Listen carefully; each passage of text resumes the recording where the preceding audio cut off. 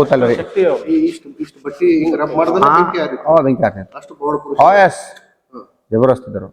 ಬಿಡಬಾರ್ದು ಇವರು ಬ್ರಾಹ್ಮಣರು ಬಾಯಲ್ಲಿ ಹಾಕಿ ಹೆಂಗೆ ಸುಳ್ಳಾಗ್ತದೆ ಅಂತ ಹೇಳಿ ರಾಜ ಬಂದು ಹಣ್ಣಿ ಕೂತ.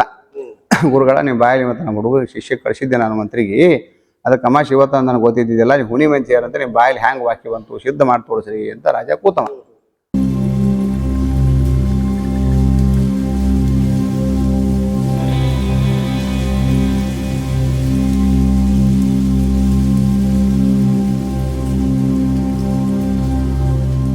ವೀಕ್ಷಕರೇ, ಇವತ್ತು ನಾವು ಮಣ್ಣೂರು ಗ್ರಾಮದಲ್ಲಿದ್ದೀವಿ. ಐತಿಹಾಸಿಕ ಹೆಸರು ಬಂದು ಇದನ್ನು ಮಣಿಪುರ ಅಂತ ಕರಿತಾ ಇದ್ರು. ಮಣಿಪುರ ಏನು ಆವಾಗ ಮಣಿಪುರ ಅಂತಿತ್ತು, ಈಗ ಅದನ್ನು ಮಣ್ಣೂರು ಅಂತ ಕರೀತಾರೆ. ಮಣ್ಣೂರು ಅತ್ಯಂತ ವೈಭವೋಪೇತವಾದಂಥ ಇತಿಹಾಸ ಹೊಂದಿರತಕ್ಕಂಥ ಒಂದು ಗ್ರಾಮ. ಇಲ್ಲಿ ಜಯತೀರ್ಥರ ಮಠ ಇದೆ. ಅದಲ್ಲದೆ ನಾವು ನೋಡ್ತಕ್ಕಂಥದ್ದು ನಮ್ಮ ಹಿಂದುಗಡೆ ಇರ್ತಕ್ಕಂಥದ್ದು ಚೆನ್ನಕೇಶ್ವರ ದೇವಾಲಯ ಅಂತ. ಈ ಚೆನ್ನಕೇಶ್ವರ ದೇವಾಲಯದ ವಿಶೇಷತೆ ಏನಪ್ಪ ಅಂತಂದರೆ, ನಾವು ಭಾಳಷ್ಟು ಕಡೆ ಕೇಳಿರ್ತೀವಿ ಕೆಲವೊಂದು ಮೂರ್ತಿಗಳ ವಿಶೇಷತೆ. ಭಾಳ ಜನರಿಗೆ ಈ ಬಿಸಿ ಬಿಸಿ ಸುಡ್ತಕ್ಕಂಥ ನೀರನ್ನು ಮೂರ್ತಿಯ ತಲೆ ಮೇಲೆ ಹಾಕಿದಾಗ ಪಾದದವರೆಗೂ ಬರೋಷ್ಟರಲ್ಲೇ ತಣ್ಣಗಾಗುತ್ತೆ ಅಂತ ಒಂದು ವೈಶಿಷ್ಟ್ಯ ನಮ್ಗೆ ಗೊತ್ತಿರುತ್ತೆ. ಅಲ್ಲದೆ ಅದೊಂದು ಪವಾಡ ಅಂತ ಕೂಡ ಕರೀಲಾಗುತ್ತೆ. ಆ ರೀತಿಯಾದಂಥ ಪವಾಡವನ್ನು ನೈಜವಾಗಿ ನಾವು ನೋಡಬೇಕಾಗಿತ್ತಂದರೆ ಈ ಚೆನ್ನಕೇಶ್ವರ ದೇವಾಲಯದಲ್ಲಿ ನೋಡ್ಬೋದು. ಆ ರೀತಿಯಾದಂಥ ಶಕ್ತಿ ಇಲ್ಲಿನ ಮೂರ್ತಿ ಹೊಂದಿದೆ. ಕಂಪ್ಲೀಟಾಗಿ ಈ ಒಂದು ದೇವಾಲಯದ ಮೂರ್ತಿ ಎಷ್ಟು ಅದ್ಭುತವಾಗಿದೆ ಅಂತಂದರೆ ಅದನ್ನು ವರ್ಣಿಸೋಕ್ಕೆ ಸಾಧ್ಯ ಇಲ್ಲ, ಅಷ್ಟೊಂದು ಅದ್ಭುತವಾಗಿದೆ. ಈಗ ರೀಸೆಂಟಾಗಿ ಅಯೋಧ್ಯೆಯಲ್ಲಿ ಯಾವ ರೀತಿ ರಾಮನ ವಿಗ್ರಹವನ್ನು ಸ್ಥಾಪನೆ ಮಾಡಲಾಯಿತು, ಅದರ ಬಗ್ಗೆ ಎಷ್ಟು ಉಲ್ಲೇಖಗಳನ್ನು ಮಾಡಲಾಯಿತು. ಬಹುಶಃ ಒಂದು ಹಂತಕ್ಕೆ ನೋಡಿದ್ರೆ ಅದೇ ಲೆವೆಲಲ್ಲಿ ಈ ಮೂರ್ತಿಯನ್ನು ಸಹ ನಾವು ಉಲ್ಲೇಖ ಮಾಡ್ಬೋದು. ಅಷ್ಟೊಂದು ಅದ್ಭುತವಾದ ಮೂರ್ತಿ, ಅಷ್ಟೊಂದು ಶಕ್ತಿ ಇದೆ. ಇಲ್ಲಿ ರಾಜರು, ಬಹಳ ಯತಿವರಿಯರು, ಬಹಳಷ್ಟು ಜನ ಇಲ್ಲಿ ಬಂದು ಹೋಗಿದ್ದಾರೆ. ಸೊ ಅವರ ಇತಿಹಾಸ ಏನಿದೆ ಅಂತಕ್ಕಂಥದ್ದನ್ನು ಇಲ್ಲಿನ ಅರ್ಚಕರ ಮೂಲಕ ತಿಳಿಯೋಣ.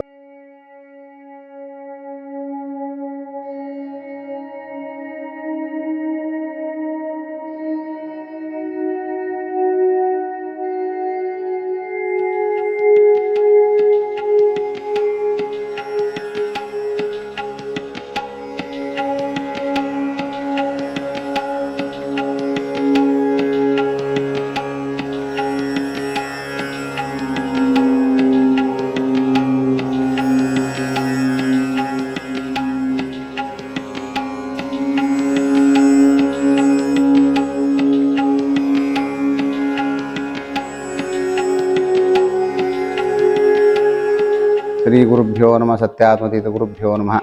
ಮಧ್ವಾಚಾರ್ಯರಿಗೆ ಇರತಕ್ಕಂಥ 4 ಮಂದಿ ಪರಮ ಶಿಷ್ಯಂದರು.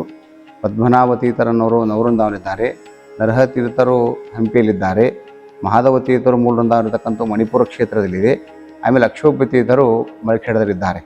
ಇವರು 4 ಮಂದಿ ಸಾಕ್ಷಾತ್ ಮಧ್ವಾಚಾರ್ಯನ ಶಿಷ್ಯಂದರು. ಈ ಬಂದನ ಮಣಿಪುರ ಕ್ಷೇತ್ರದಲ್ಲಿ ಬಂದು ಇಲ್ಲಿ ಬಂದು ನೆಲೆಸಿರ್ತಕ್ಕಂಥ ಮಾಧವತೀರ್ಥ ಮಣಿಪುರಕ್ಕೆ ಬಂದು ನೆಲೆಸಿಬಿಟ್ರು. ಇಲ್ಲಿ ನೆಲೆಸಲಿಕ್ಕೆ ಕಾರಣ ಏನಪ್ಪ ಅಂತಂದ್ರೆ ಇರ್ತಕ್ಕಂಥ ಮಧ್ವ ಸಿದ್ಧಾಂತವನ್ನು ಪ್ರಚಾರ ಮಾಡಬೇಕು. ಮಣಿಪುರದಿಂದ ಇಲ್ಲಿಗೆ ಬಂದರು. ಈ ಊರ ಹೆಸರು ಮಣಿಪುರ. ಮಣ್ಣೂರು ಈಗ ಮಣ್ಣೂರು ಅಂತ ಆಗಿದ್ರೆ, ಈಗ ಮಣ್ಣೂರು ಅಂತ ಆಗಿದೆ. ಈಗ ಮೊದಲ ಹೆಸರು ಮಣಿಪುರ ಇವು ಸರ. ಆ ಮಣಿಪುರ ಒಳಗೆ ಮಧ್ವ ಜೈನ ಸಿದ್ಧಾಂತ, ಜೈನ ಮಸೀದಿ ಇತ್ತು. ಜೈನ ಮಸೀದಿ ಇದೆ. ಆ ಜೈನ ಸಿದ್ಧಾಂತವನ್ನು ಜಾಸ್ತಿ ಮಸೀದಿ, ಜೈನ ಸಿದ್ಧಾಂತ ಹೆಚ್ಚಿಗೋದ್ರಿಂದ ಇಲ್ಲಿ ಮಧ್ವಾಚಾರ್ಯ ಇರತಕ್ಕಂಥ ಮೂಲ ಸಂಸ್ಥೆ ಮಧ್ವ ಸಿದ್ಧಾಂತ ಪ್ರಚಾರ ಮಾಡ್ಬೇಕಂತ ಇಲ್ಲಿ ಬಂದು ನಿಲ್ಲಿಸ್ಬಿಟ್ರು ಅವರು. ಮಧ್ವ ಸಿದ್ಧಾಂತವನ್ನು ಇಲ್ಲಿ ಪ್ರಚಾರ ಮಾಡ್ತಾ ಮಧ್ವ ಸಿದ್ಧಾಂತ ಪ್ರಸಿದ್ಧ ಆಗೋಗ್ಬಿಡ್ತಾವೆ. ಆವಾಗ ಜೈನ ಮತ ಇರತಕ್ಕಂಥದ್ದು ಪ್ರಮಾಣ ಕಡಿಮೆ ಆಗೋಗ್ಬಿಡ್ತು. ಈ ಸಂಖ್ಯೆ ಜಾಸ್ತಿ ಆಗ್ಬಿಡ್ತಾವೆ. ಇಲ್ಲಿ ಜಾಸ್ತಿ ಆದಾಗ ಮಣಿಪುರ ಅಂತ ಊರ ಮೊದಲ ಹೆಸರು ಮಣಿಪುರ ಅಂತ ಹೇಳಿ ಮಣಿಪುರ ಅಂತ ಇಲ್ಲಿ ಬಂದು ನೆಲೆಸಿದ್ರೆ ಇಲ್ಲಿ ಅವ್ರು ವೃಂದಾವನ ಸ್ಥಳ ಬಿಟ್ಟರು. ಮಾಧವತೀರ್ಥರು ಇಲ್ಲಿ ಮೂಲ ವೃಂದಾವನ ಇಲ್ಲಿ ಹೋಗ್ಕೊಂಡ್ಬಿಟ್ರು. ಇಲ್ಲಿ ಜನ ಭಕ್ತರು ಎಲ್ಲ ಬಂದ ಜನರ ದರ್ಶನಕ್ಕೆ ಎಲ್ಲ ಬರ್ತಾಯಿದ್ರು. ಈಗ ಮೂಲ ವೃಂದಾವನ ದರ್ಶನಕ್ಕೆ ಬರ್ಬೇಕಂತ ಹೇಳಿ ಕುಂಭಕೋಣ ಶೇಷಾದ್ರಿ ಅಂತ ಏನಾಚಾರಿದ್ದಾರೆ, ಅವರೆಲ್ಲ ಕಡೆ ಸಂಚಾರ ಪಾದಯಾತ್ರೆ ಮಾಡ್ತಾ ಬಂದಾಗ ಇಲ್ಲಿ ಮಣಿಪುರಕ್ಕೆ ಬಂದರು. ನೋಡಿದ್ರು ಮಾಧವ ವೃಂದಾವನ ಪುಣ್ಯವಾದ ಕ್ಷೇತ್ರ, ಅಗ್ನಿಹೋತ್ರದ 100 ಮನಿಗಳು ಪುಣ್ಯವಾದ ಕ್ಷೇತ್ರ ಅಂತ ಇಲ್ಲೇ ವಾಸ್ತವಸ್ಥರು ಹೋಗ್ಬಿಟ್ರು. ಅವ್ರು ಶೇಷಾದ್ರಿರ್ತಕ್ಕಂಥ ಇದು ದೇವ್ರ ಮನೆ ಜಾಗ. ಇಲ್ಲಿ ವಾಸ್ತವ ಹೋಗ್ಬಿಟ್ರು. ಪ್ರತಿ ವರ್ಷ ಇಲ್ಲಿಂದ ತಮ್ಮ ಇರ್ತಕ್ಕಂಥ ಕಂಚಿಯ ಸ್ವಾಮಿ ದರ್ಶನಕ್ಕೆ ಪಾದಯಾತ್ರೆ ಹೋಗ್ತಾ ಇದ್ರು. ಕಂಚಿಗೆ ಹೋಗ್ತಾ ಇದ್ರು. ಅಲ್ಲಿ ತಮಿಳುನಾಡು. ಅಲ್ಲಿ ತಮ್ಮ ಕುಲಸ್ವಾಮಿ ದರ್ಶನಕ್ಕೆ ಹೋಗ್ತಾ ಇದ್ರು ಅವರು. ಇದು ಶೇಷಾದ್ರಿ ಅವ್ರು ಕುಲಸ್ವಾಮಿ ಅಲ್ಲ, ಕಂಚಿಯವರ ಸ್ವಾಮಿ ಕುಲಸ್ವಾಮಿ ಅಲ್ಲ. ಅವರು ಪ್ರತಿ ವರ್ಷ ತಮ್ಗೆ ಅನುಕೂಲ ತಕ್ಕಂತೆ ಹೋಗಿ ದರ್ಶನ ಮಾಡ್ಕೊಂಡು ಬರ್ತಿದ್ರು. ಮುಂದೆ ಕೆಲವೊಂದು ವರ್ಷ ಅವಾಗೇನದು ಕೆಲವೊಂದು ಅನಾನುಕೂಲ ಆಗಿದ್ದು, 1 ವರ್ಷ ಅನಾನುಕೂಲ ಆಯ್ತು ಅವ್ರಿಗೆ. ಅದಕ್ಕೆ ಅನಾನುಕೂಲ ಆದಾಗ ಅವ್ರು ಏನು ಮಾಡಿದ್ರು, ಮತ್ತು ಕಂಚಿಗೆ ಹೋಗೋದಾಗಲಿಲ್ಲ ಅವ್ರಿಗೆ. ಅದಕ್ಕೆ ಮಾಧವತೀರ್ಥ ದರ್ಶನಕ್ಕಂತ ಯರಗೋಳಕ್ಕೆ ಇರ್ತಕ್ಕಂಥ ವಿದ್ಯಾನಿಧಿ ತೀರ್ಥರು ಬಂದಿದ್ರು ಇಲ್ಲಿ. ಅವರು ಯರಗೋಳಕ್ಕಲ್ಲಿ ಅಲ್ಲಿರಗಳು ಆ ವಿದ್ಯಾನಿತೀತರು ಇಲ್ಲಿ ಬಂದಾಗ ಅವರಿಗೆ ಪ್ರಾರ್ಥನೆ ಮಾಡ್ಕೊಂಡು ಸ್ವಾಮಿ ಪ್ರತಿ ವರ್ಷ ಕುಲಸ್ವಾಮಿ ದರ್ಶನಕ್ಕೆ ಹೋಗ್ತಾ ಇದ್ದೇನೆ, ಈ ವರ್ಷ ಹೋಗ್ಲಿಕ್ಕೆ ಅನಾನುಕೂಲ ನನಗೆ ದರ್ಶನ ಆಗಬೇಕು ಅನುಗ್ರಹ ಮಾಡಿ ಅಂತ ಪ್ರಾರ್ಥನೆ ಮಾಡಿಕೊಂಡು ವಿದ್ಯಾನಿತೀತರ ಹತ್ರ ಶೇಷಾದ್ರಿ ಅವರು ಇಲ್ಪ ಸಂಪೂರ್ಣವಾಗಿ ದರ್ಶನ ಆಗ್ತಂತ ಏನು ವಿಚಾರ ಮಾಡ್ತಾ ಇದ್ದಾಗ ಮರುದಿನ ಸಿಕ್ಕಿದಾರು ಸ್ವಪ್ನ ಸೂಚನೆ ಆಯಿತು. ವಿದ್ಯಾದಿಗಳು ಮತ್ತು ಶೇಷಾದ್ರಿಗಳು ಏಕಕಾಲದಲ್ಲಿ ತಲೆ ಮನೊಳಗೆ ನಾನು ಭೂಗತವಾಗಿದ್ದೇನೆ, ನೀವು ತೆಗೆದುಕೊಂಡು ಪ್ರತಿಷ್ಠಾಪನೆ ಮಾಡಿ ಶೇಷಾದ್ರಿ ಪೂಜೆ ಮಾಡುವಂಥ ಸ್ವಪ್ನ ಸೂಚನೆ ಆಯಿತು. ವಿದ್ಯಾದಿಗಳು ಮತ್ತು ಶೇಷಾದ್ರಿ ಏಕಕಾಲದಲ್ಲಿ ಒಬ್ಬರು ಮುಂಜಾನೆ ಬೆಳಗಿನ ಜಾವೆಲ್ಲ ಮಾತಾಡಿಕೊಂಡು ಊರಿಗೆ ಹಿರಿಯರೆಲ್ಲ ಕೂಡ್ಕೊಂಡು ಅವ್ರಿಗೆ ಹ್ಯಾಂಗೆ ಸ್ವಪ್ನ ಸೂಚನೆ ಆಗುತ್ತೆ ಅಲ್ಲ ದುರ್ಗಾ ದೇವಸ್ಥಾನ ಗುಡಿ ಅಂತ ಎಲ್ಲ ದೇವಸ್ಥಾನಗಳು ಹೋದರು. ಅಲ್ಲಿ ಉಸುಕೆಲ್ಲ ಮುಚ್ಚಿದ್ದು ಒಂದು ಗೋಪುರ ಆಗಿತ್ತು. ಉಸುಕ್ಕೆ ಸರಿಸಿದರು, ದೊಡ್ಡ ಬಂಡಿಗಲ್ಲು ಕೂಡ ಸರಿಸಿದ್ರು, ದೊಡ್ಡ ಬಂಡಿಗಲ್ಲ ಅದರ ಮೇಲೆ ಮಲಸಿರ್ತಕ್ಕಂಥ ಪ್ರತಿಮೆ ಹಿಂಗೆ ಎಬ್ಬಸಿ ನಿಲ್ಲಿಸಿದ ಮೇಲೆ ಮೇಲೆ ಹಸಿ ತುಳಸಿ ಹಸಿ ಗಂಧ ಹೂವಿನ ಅಲಂಕಾರ ಮಾಡೋದು. ಈಗ ಯಾರು ಪೂಜೆ ಮಾಡಿ ಮಲಗಿಸಿ ಹೋಗ್ಯಾರನಪ್ಪ ಅಂದಾಗ ಅಂಥ ದೊಡ್ಡ ಪ್ರತಿಮೆಯನ್ನು ವಿದ್ಯಾರ್ಥಿಗಳು ದರ್ಶನ ಮಾಡಿಕೊಂಡು ಶೇಷಾದ್ರಿ ಕಿವಿ ದೊಡ್ಡ ಪ್ರತಿಮೆ ಅದಪ್ಪ ಎಲ್ಲಿ ಪ್ರತಿಷ್ಠಾಪನೆ ಮಾಡ್ಬೇಕಂತ ಕೇಳು, ಎಲ್ಲ ಸ್ವಾಮಿ ಇರತಕ್ಕಂಥ ನಮ್ಮ ದೇವ್ರ ಮಜ ಆಗದಂಥ ಪ್ರತಿಷ್ಠಾಪನೆ ಮಾಡೋಂಥ ಪ್ರಾರ್ಥನೆ ಮಾಡಿಕೊಂಡು ಅದಕ್ಕೆ ಶೇಷಾದ್ರಿ ಇರತಕ್ಕಂಥ ದೇವ್ರ ಮಜ ಆಗದಲ್ಲಿ ಪ್ರತಿಷ್ಠಾಪನೆ ಮಾಡ್ತಾರೆ. ಅದು ಭಗವಂತ ನಾಮಕರಣ ಮಾಡೋಕ್ಕಂತ ವಿಚಾರ ಮಾಡಿದಾಗ ಇರತಕ್ಕಂಥ ಮಾಸನಿಗೆ ಒಂದು ಮಾರ್ಗಶೀರ್ಷ ಮಾಸವಾಗಿತ್ತು. ಅದಕ್ಕೆ ಮಾರ್ಗಶೀರ್ಷ ಮಾಸ ಇರ್ತಕ್ಕಂಥ ಭಗವಂತ ನೀವಾಗಿರ್ತಾನೆ ಕೇಶವ, ಅದಕ್ಕೆ ಸುಂದರವಾಗಿದ್ದ ಮುದ್ದ ಪ್ರತಿಮೆಗೆ ಚೆನ್ನಕೇಶವ ಅಂತ ನಾಮಕರಣ ಮಾಡಿದ್ದಾರೆ. ಇದು ವಿಷ್ಣುವನ ಅವತಾರ ಅದಕ್ಕೆ ಚೆನ್ನಕೇಶವ ಪ್ರತಿಷ್ಠಾಪನೆ ಮಾಡೋದು. ಮುಂದೆ ಶೇಷಾದ್ರಿ ಹೇಳಿದ್ರು, ಇಲ್ಲಪ್ಪ ಪ್ರತಿನಿತ್ಯ ಪೂಜೆ ಮಾಡಿ ಅಂತ ಹೇಳಿದ್ರು. ಔಷೋದ್ಧಾರಕ ಆಗತ್ತಂತ ಅನುಗ್ರಹ ಮಾಡಿದರು. ಇದು ಒಂದು ವರ್ಷ ಶೇಷಾದ್ರಿ ಪೂಜೆ ಮಾಡಿದಾಗ ಒಂದು ಗಂಡು ಸಂತಾನವಾಯಿತು. ಅವರಿಗೆ ವರದಾಚಾರ ಅಂತ ನಾಮಕರಣ ಮಾಡಿದರು. ರಘುನಾಥ ಇರ್ತಂತ ಅವ್ರಿಗೆ ಇರತಕ್ಕಂಥ ವರದಾಚಾರ ಅಂತ ನಾಮಕರಣ ಮಾಡಿದ್ರು. ಹೌದು, ಆಟೋಮೆಟಿಕ್ ಮಧ್ವಾಚಾರ ಹಂಗೆ ತಪಸ್ಸು ಶಿಷ್ಯಂದ್ರ ಇತ್ತಲ್ಲ ಅವಾಗಲ್ಲ, ತಪಸ್ಸು ಇದು ಶಕ್ತಿಯಿಂದಲ್ಲ ಅದು ವಿದ್ಯಾ ಬಂತು ಅವ್ರಿಗೆ. ವರದಾಚಾರ ದೊಡ್ಡ ವಿದ್ವಾಂಸ ಅಂತಲ್ಲ, ಪಂಡಿತ ಇದ್ದಲ್ಲ ಅವರು.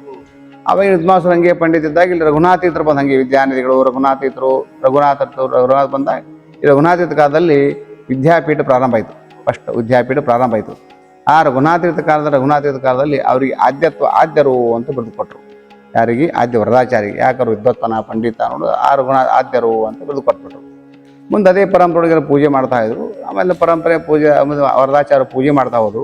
ಮುಂದೆ ಪೂಜೆ ಮಾಡ್ಕೋತಾ ಹೋದಾಗ ಮುಂದೆ ಮಧ್ವಾಚಾರ ಸಾಕ್ಷಾತ್ ಮೂರೇ ಶಿಷ್ಯಂದ ಇಲ್ಲಿ ಉಳ್ಕೊಂಡ್ಬಿಟ್ಟವರು ಮಾಧವ ತೀರ್ಥರು. ರಘುತ್ತಮರ ಶಿಷ್ಯನಾಗಿರ್ತಕ್ಕಂಥ ವೇದೇ ತೀರ್ಥರು ಇಲ್ಲಿ ಉಳ್ಕೊಂಡ್ಬಿಟ್ರು.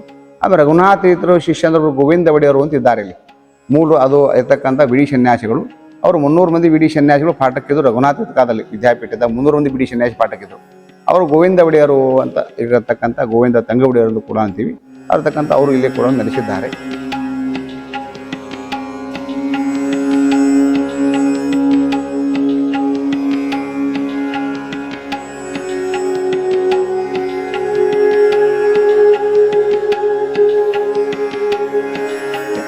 ಆಮೇಲೆ ಅವ್ರು ಏನಪ್ಪ ಅಂದ್ರೆ ಅವ್ರು ಏನೋ ಒಂದು ಪದ್ಧತಿ ಇತ್ತಪ್ಪ ಅಂದ್ರೆ ಎಲ್ಲ ಮಾಧುಕರಿ ಬೆಳಗ್ಗೆ ಮಾಧುಕರಿ ಬಿಡ್ಕೊಂಬಂದು ಭಿಕ್ಷೆಯನ್ನು ಬಿಡ್ಕೊಂಬಂದು ಊಟ ಮಾಡಬೇಕಂತ ಸಂಪ್ರದಾಯ. ಅದಕ್ಕೆ ಅವರೆಲ್ಲ ಶಿಶುರ್ಭೂತಿ ಎಲ್ಲ ಮನೆಗೆಲ್ಲ ಅಡುಗೆ ಮಾಡಿ ಶಿಶುರ್ಭೂತಿ ಎಲ್ಲ ಅಡುಗೆ ಮಾಡಿ ಬಡಿಸ್ತಿದ್ರು. ಅವ್ರು ಬಡಿಸಿದ್ದ ಅವರು ತೊಗೊಂಡು ಮಾಧುಕರು ಹೋಗಿ ಬಿಡ್ಕೊಂಬಲಿಕ್ಕೆ ಹೋಗ್ತಿದ್ರು.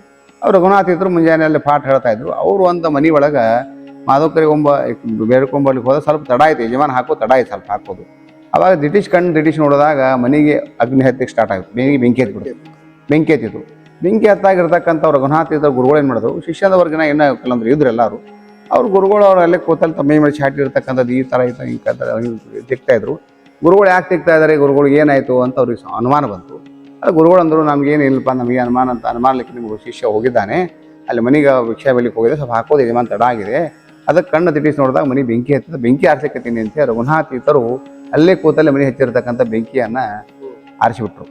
ಅಷ್ಟು ತಪಸ್ಸಿರತಕ್ಕಂಥ ರಘುನಾಥೀತರು ಅವರು ಗೋವಿಂದ ಒಡೆಯರು ಕೂಡ ಅವ್ರ ಮುಂದಾದ ಪದಾರ್ಥವನ್ನು ತೆಗೆದುಕೊಂಡು ನದಿಗೆ ಹೋಗಿ ಅವರ ಸ್ನಾನ ಅನೇಕೆಲ್ಲ ಮುಗಿಸ್ಕೊಂಡು ಆದ ಬಳಿಕ ಆ ಪದಾರ್ಥ ಸ್ವೀಕಾರ ಮಾಡಬೇಕು.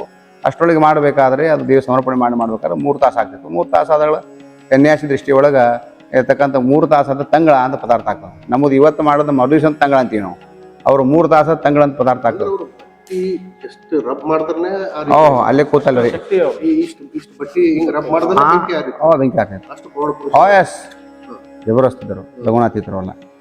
ಅವಾಗ ಅವರೆಲ್ಲ ಗೋವಿಂದವರೆಲ್ಲ ಸ್ನಾನಾಗಿ ಅನೇಕೆಲ್ಲ ಮುಗಿಸ್ಕೊಂಡು ಒಂದು ಭಾಂಡಿ ಹಾಕಿ ನಡಿಗಳು ಹಾಕಿ ನೀರೊಳಗೆ ಎಬ್ಬಸಿ ತೆಗೆದುಕೊಳ್ಳಿ ಬಿಸಿ ಉಗಾರ್ಲಿಕ್ಕೆ ಸ್ಟಾರ್ಟ್ ಆಗ್ತಿತ್ತು. ಆ ಪದಾರ್ಥವನ್ನು ಸಮರ್ಪಣೆ ಮಾಡಿ ಅವರು ಸ್ವೀಕಾರ ಮಾಡ್ತಿದ್ರು ಗೋವಿಂದ ಒಡೆಯರು. ಇದ್ದಂಥ ಮಣಿಗಿರ್ತಕ್ಕಂಥ ಮಣಿಪುರವಾದ ಕ್ಷೇತ್ರ. ಆ ಮಣಿಪುರ ಕ್ಷೇತ್ರದಲ್ಲಿ ಚೆನ್ನಕೇಶವ ಬಂದು ನೆಲೆಸಿದ್ದಾನೆ. ಮುಂದೆ ಅದೇ ಪರಂಪರೆ ವರದಾಚಾರನು ಕೂಡ ಅದೇ ಥರ ವರದಾಚಾರ ಪೂಜೆ ಮಾಡ್ತಾ ಹೋದರು. ಒಂದು ವರದಾಚಾರ ಶೇಷಾದ್ರಿ ಗಂಡ ಸಂತಾನವಾಯಿತು. ಅವರಿಗೆ ವರದಾಚಾರ ಪೂಜೆ ಮಾಡಿದ ಒಂದು ವಿದ್ವಾಂಸರು ಕೂಡ ಬಂದಿದ್ದಾದರು. ಮುಂದೆ ಅವರು ರಘುತ್ತಮರ ತೀರ್ಥರು ಕೂಡ ರಘುತ್ತಮ ತೀರ್ಥರಿಗೆ ಆಶ್ರಮ ರಘುವರ್ಯ ಆಶ್ರಮ ಕೊಟ್ಟಾಗ ಅವರಿಗೆ ರಘುತ್ತಮರ ತೀರ್ಥರು ಅವರ ಪಾಠ ಪ್ರವಚನ ಹೇಳ್ತಾ ಇದ್ರು. ಆದ್ಯ ವರದಾಚಾರ್ಯರು ಅವರ ಕೈಯಲ್ಲಿ ಅಭ್ಯಾಸವನ್ನು ಕೂಡ ಮಾಡಿರ್ತಕ್ಕಂಥ ಅಲ್ಲಿ ಇರತಕ್ಕಂಥ ಚಿತ್ರವಿದೆ. ಈ ಪರಂಪರೆಗೆ ವರದಾಚಾರ್ಯರು ಪೂಜೆ ಮಾಡ್ತಾ ಹೋದ್ರೆ ಈ ಪರಂಪರೆ ಕೃಷ್ಣ ದ್ವೈಪಾನಾಚಾರ್ಯ ಕೂಡ ಇದನ್ನು ಪೂಜೆ ಮಾಡ್ಕೊತ ಬಂದರು. ಅವರೆಲ್ಲ ಕೃಷ್ಣ ದ್ವೈಪಾನಾಚಾರ್ಯರೆಲ್ಲ ಪೂಜೆ ಮಾಡ್ತಾ ಇದ್ದಾಗ ಇಲ್ಲಿ ಮುಸ್ಲಿಮ್ಸ್ ಎಲ್ಲ ರಾಜ್ಯಭಾರಿತ ಅವಾಗಲ್ಲ. ಅದಕ್ಕೆ ರಾಜಾಗ ಏನಪ್ಪ ಅಂದ್ರೆ ಅಮಾಶಿ ಇವತ್ತದ ನಾಳೆಗನ್ನು ಗೊತ್ತಿದ್ದಿಲ್ಲ. ಅವ್ನು ಮಂತ್ರಿಗೆ ಹೇಳಿ ಕೊಟ್ಟು ಕಸದ ಇವತ್ತು ಅಮಾಶಿ ಗುರುಗಳು ಇವತ್ತು ನಾಳೆ ಹೋಗಿ ತಿಳ್ಕೊಂಬ ಅಂತ ಹೇಳಿದಾಗ ಆ ಗುರುಗಳು ಜಪ ಮಾಡ್ಕೊಂಡು ಕೂತಿದ್ರು. ಮಂತ್ರಿ ಬಂದು ಕೇಳಿದ ತಿಥಿ ಏನದ್ರಿ ಅಂತ ಕೇಳ್ದ. ಕೇಳಿದ ಕೂಡಲೇ ಅವ್ರು ಹುಣ್ಣಿಮೆದು ಹೋಗಪ್ಪ ಅಂತ ಅವ್ರು ಅಂದರು. ಅವ್ರು ಅಮಾಶೆ ಅಂತ ಹೇಳಿದ್ರು, ನಾ ತಿಥಿ ಅಂತ ಕೇಳಿದವರು ಹುಣ್ಣಿಮೆ ಅಂತಂದರು. ನನಗೆ ಏನು ಮಾಡೋದು ಅಂತ ಹೋಗಿ ರಾಜ ಹೋಗಿ ಹೇಳಿಬಿಟ್ಟ ಮಂತ್ರಿ. ಹೇಳ್ಕೊಡು ರಾಜ ಹಿಂಗೆ ಹೇಳಿದ್ರಿ, ಇವತ್ತು ಅಮಾಶೆ ಇವತ್ತು ನಾಳೆ ಕೇಳಂತ ಹೇಳಿದ್ರಿ, ನಾ ತಿಥಿ ಏನಂತ ಕೇಳಿಬಿಟ್ಟು ಅವ್ರು ಹುಣ್ಣಿಮೆ ಅಂತ ಹೇಳಿಬಿಟ್ಟಾರ. ಇವತ್ತು ನಾಳೆಗೆ ಅಮಾಶೆ ಅಂತ ಗೊತ್ತಿದೆ ನನಗೆ ಗೊತ್ತಿಲ್ಲ ಕರೆ, ಬಟ್ ಹುಣ್ಣಿಮೆ ಅಂತ ಹೆಂಗೆ ಅವ್ರು 15 ಫರಕ್ ಬಂತಲ್ಲ, ಬಿಡಬಾರ್ದು ಇವರು ಬ್ರಾಹ್ಮಣರು ಬಾಯಲ್ಲಿ ಹಾಕಿ ಹೆಂಗೆ ಸುಳ್ಳಾಗ್ತದೆ ಅಂತೇಳಿ ರಾಜ ಬಂದು ಹಣ್ಣಿ ಕೂತ.